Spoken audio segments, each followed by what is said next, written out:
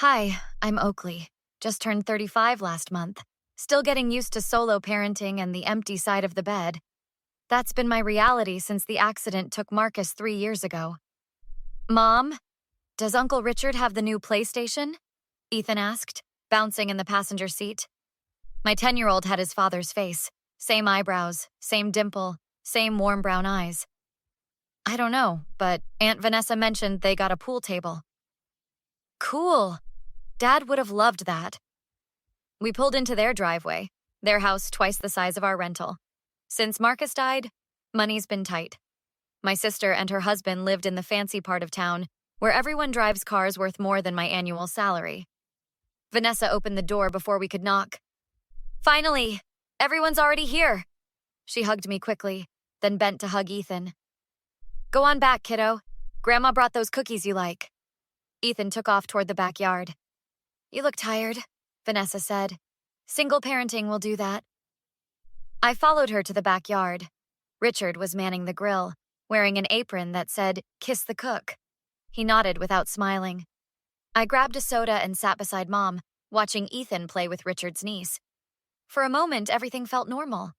That feeling lasted exactly 47 minutes. Richard approached me. Need to talk to you. Inside. I followed him to the kitchen, confused. Look, I need to be straight with you, he said, closing the door. Ethan can't come to these gatherings anymore. What? He looks exactly like Marcus. It makes everyone uncomfortable. Everyone? Or just you? My parents mentioned it too. It's like seeing a ghost. He's a child, Richard. My child. Step-nephew, he corrected. Every time I see him, I'm reminded of your husband. My dead husband. You're still welcome. We want to support you. But the kid? It's just too much. I walked out to the yard in a daze. Ethan was standing by the door, his face pale. He'd heard everything.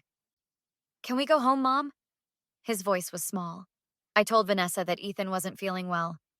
As we walked to the car, Richard's eyes followed us, relief visible on his face.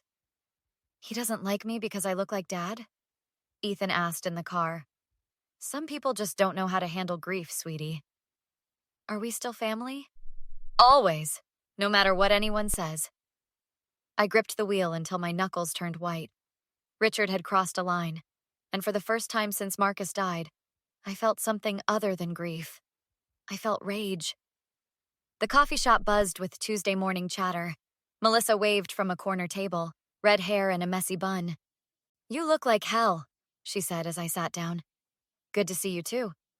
Sorry, what's going on? I told her about the barbecue incident. Her expression shifted from shock to anger. That's messed up, but not surprising coming from Richard. What do you mean? She fidgeted with her cup. Richard's been talking about Ethan and Marcus. My stomach dropped. Talking how? At the charity event last month. He told people Marcus was reckless with the family business, said Ethan shows the same traits. Are you kidding me? Ethan is 10. He said something about the apple not falling far from the tree. I gripped my mug tightly. Marcus was the most responsible person I knew. According to Richard, Marcus nearly tanked the business with bad investments. That's bullshit. Richard was jealous that Marcus was better with clients. There's more. Richard claimed Marcus stole some business opportunity from him years ago. The Westfield account. Marcus mentioned Richard was bitter about that, but the client specifically requested Marcus. My phone buzzed. Vanessa. I ignored it. Back home, I found Ethan playing video games. I headed to the basement where we kept Marcus's things. The third box had his old laptop. It still worked, and I knew his password. There they were. Emails between Marcus and Richard. Richard to Marcus, 2017. You deliberately undermined me with Westfield. Dad put me in charge of new accounts. Marcus to Richard. Jim Westfield specifically asked for me. Richard to Marcus. This isn't over. One day you'll need my help and we'll see how that goes. My phone rang again. Vanessa. What? Richard feels terrible about how it came out, but you have to understand that your husband banned my son because he looks like his dead father? Ethan's been acting out. Richard thinks he needs behavioral correction. Acting out? He's grieving. He broke a vase, and Richard caught him in his office. He's curious and clumsy sometimes. He's a kid. Richard knows therapists who specialize in problem children. My son is not a problem child. The landline rang. I never used it except for emergencies. Someone's calling. I have to go. Hello? Oakley? It's Uncle James. We need to talk about Richard. Uncle James. Marcus's uncle and the family patriarch. He came to see me yesterday, asking about removing Ethan from the family trust, said the boy was unstable. He what? Don't worry, I shut it down, but something's going on. Can you come by tomorrow?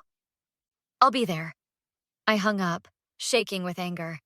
This wasn't just about Ethan reminding Richard of Marcus. This was about money. Uncle James waited on his porch, leaning on his cane, steel gray hair combed back. Come in? Made some of that lemon tea you like. I followed him through the foyer lined with family photos. So Richard wants Ethan out of the trust?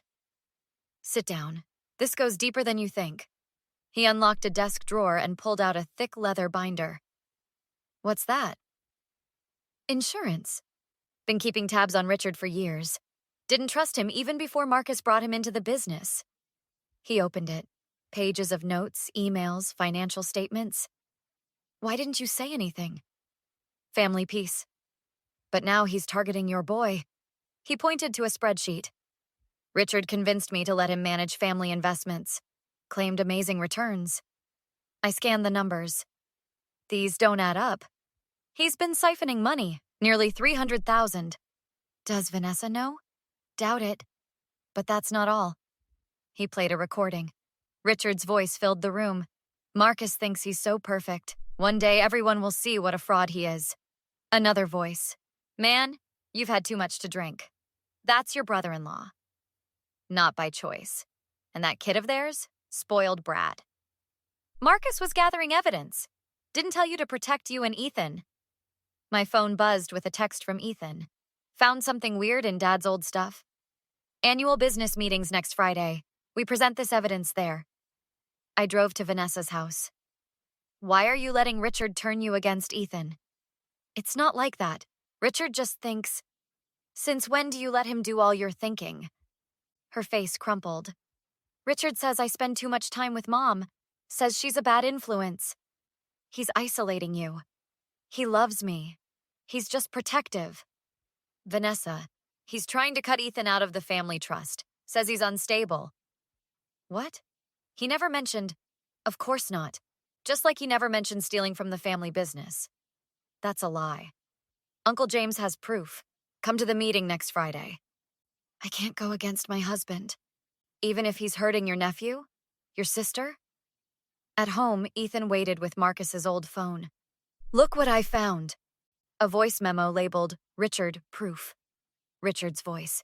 Just need to push Marcus out. Get control of his accounts. Ethan's eyes went wide. Was Uncle Richard trying to hurt Dad? A car screeched into our driveway. Richard pounded on our door. I know you went to see James. I pushed Ethan toward the back. Go to your room. You think you can turn the family against me? I built this business while Marcus played Golden Boy. You stole from the family, and now you're trying to steal from my son. You show up at that meeting with your lies, you'll regret it. One call, and your teaching job disappears. Are you threatening me? Back off, or things get ugly. Too late for that. I slammed the door, heart racing. The meeting couldn't come fast enough. The boardroom of Coleman Family Investments felt ice cold. I clutched my evidence folder, Uncle James beside me. The family gathered around the table, faces I hadn't seen since Marcus's funeral. Richard entered with Vanessa trailing behind. His smile dropped when he saw me. What's she doing here? This is for business partners only. Uncle James tapped his cane. As Marcus's widow and Ethan's guardian, she has every right. Richard launched into his presentation about profits and expansion. Everyone nodded at his charts showing growth. All lies. And now the trust disbursements. Before we move on, Uncle James interrupted. Oakley has something to present. I stood, heart pounding. While I was grieving and raising our son, Richard was busy erasing Marcus's memory. banning my son from family gatherings because he looks like his father. Murmurs filled the room. Vanessa stared at her hands. Then he spread rumors that Marcus was irresponsible with company money. This is ridiculous, Richard laughed. She's clearly emotional. I have evidence. These documents show Richard skimming from family accounts, nearly $300,000. Aunt Patricia gasped. These are my retirement investments. I played the recording from Marcus's phone, Richard's voice detailing plans to push Marcus out. You edited that? Uncle James spoke up. The documents came directly from our accountant, and I have the original recording Marcus gave me. Richard turned to Vanessa. Are you letting them attack me like this? Did you really try to remove Ethan from the family trust? That boy isn't stable. He's 10. He lost his father. She moved away from him. You told me you were helping him. I was protecting our interests. By stealing from my family? The vote was quick, unanimous against Richard. You can't do this. I built half these investments. With stolen money, I said. Richard grabbed his briefcase. This isn't over. Actually, it is, Uncle James said. The locks at the office have been changed. After Richard stormed out, Vanessa approached me. I didn't know. I swear. I hugged my sister. I believe you. 6 months later, Ethan celebrated his 11th birthday at Uncle James's house. Vanessa was there, happier than she'd been in years. Richard had left town after the divorce. None of us kept in touch. Mom, look. Ethan opened a package revealing a portrait of Marcus holding him as a baby. For your room, Uncle James said. So your dad's always watching over you. Later, Vanessa sat beside me. I'm sorry I didn't see it sooner. You loved him. Love makes us blind sometimes. Not you. You fought for Ethan. That night, I tucked Ethan in beneath his new portrait. Mom? Would Dad be proud of us? Every single day? Even though I look like him and it makes some people sad? You looking like him is the greatest gift I have. He smiled, showing that same dimple Marcus had. I'm glad Uncle Richard is gone. Me too. Family isn't about being related. It's about who shows up, who protects you. I closed his door, feeling lighter than I had in years. Marcus was gone, but his legacy lived on in our son. The family portrait has reached its conclusion. Thanks for following Oakley's journey to protect her son's place in the family. What would you have done if you were Vanessa? Would you have stood by your spouse like she initially did? Or would you have defended your nephew from the beginning? It's easy to judge from the outside, but family loyalty can blur the lines between right and wrong. If you enjoyed this story of family betrayal and justice, hit that like button and subscribe for more compelling narratives that explore the complexities of family relationships. Share your thoughts in the comments below. I read every single one. New stories are uploaded weekly, and your subscription ensures you won't miss the next family drama. Turn on notifications to be the first to hear what happens next.